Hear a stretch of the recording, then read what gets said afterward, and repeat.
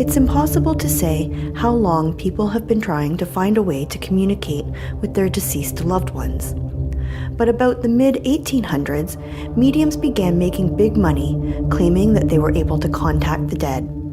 They used many different methods, and seances quickly became a profitable parlor act, often full of trickery.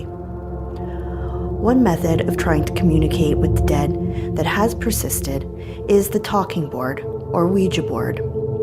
Ouija is a term that is actually trademarked by Hasbro. Some people pronounce it Ouija and others Ouija. And this modern game board that most people are familiar with has been commercially produced since about 1890. But where did it come from? Is it really a tool of the devil? Can it lead to a person becoming possessed? Is there a safe way to use a Ouija board? Are the answers really just manifestations of the user's subconscious thoughts? The Ouija board is actually a version of what is known as the talking board. An accurate origin of the talking board is not known. The theory of how they work and how they look consist of the same basic components. The boards have the alphabet printed on them, the numbers 1 through 9, and usually the words yes, no, and goodbye. There is a planchette or pointer that the users put their fingers on. However, you don't even need an actual board. It should work perfectly fine if you cut out letters of the alphabet and spread them out on any flat surface. You can use anything that would move easily as a planchette. A common choice would be a drinking glass. For those that believe the talking board can be used to communicate with spirits, the theory is that the energy from a spirit is channeled through the board's user, and this allows the spirit to move the planchette to point to letters, spelling out words. Because it is believed that the board works based on channeling energy, it is usually suggested that the users touch each other, their fingers touching on the planchette, and the board on their lap with their knees touching, so that the users are combining their energy.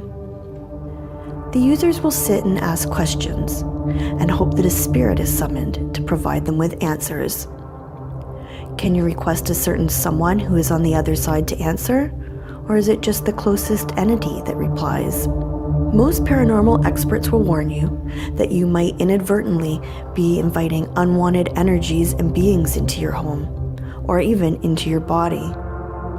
One way to safeguard against this, reportedly, is to never play by yourself. There are many stories of demonic possession involving the talking board. In Buffalo, New York in 1930, a newspaper reported that 2 women murdered another woman after using a Ouija board. In 2014, a newspaper reported that 3 Americans became possessed after using a Ouija board in Mexico and required hospitalization. Video footage of the afflicted woman growling and thrashing has been widely circulated on the internet. And the movie The Exorcist is based on the alleged demonic possession of a 14-year-old boy who'd been playing the Ouija board by himself shortly before he began displaying signs of possession. But is it all bad and scary? The Ouija board is reported to have provided the location of a kidnapped politician in 1978. Some people claim that they can contact their spirit guide through the Ouija board. Another person claims to have contacted his deceased father and was provided with comforting messages.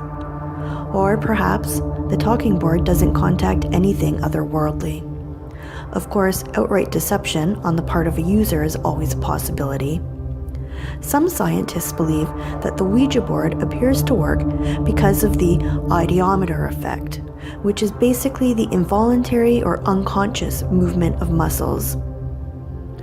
Other forms of paranormal activity, such as automatic writing and dowsing, have also been attributed to this phenomena.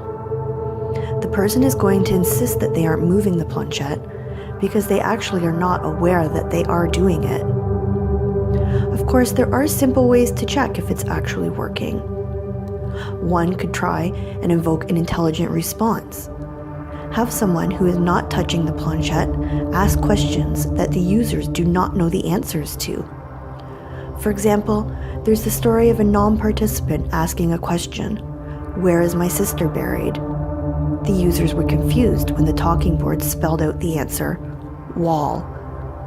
They had no idea how accurate it was because indeed, the sister was buried in a wall in Italy, where it is rare to actually be buried in the ground. How can we explain this correct answer? Another method to use would be to make sure that the users have their eyes closed. Have someone standing by to monitor the activity and record the session.